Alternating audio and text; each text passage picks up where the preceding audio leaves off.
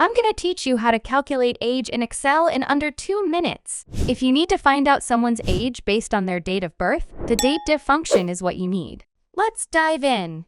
Here we have a table with dates of birth in column B. We want to calculate the current age for each person. Step 1. Start by typing equals DATEDIF in cell C2, where we want the age to appear. The DATEDIF function takes 3 parameters. The first parameter is the start date, which is the date of birth, so we'll select cell B2. The second parameter is the end date. To calculate the age as of today, we'll use the today function. This function automatically updates the date to the current day whenever you open the spreadsheet, ensuring the age is always accurate. So, the formula should now look like this. Equals DATEDIF B2, today.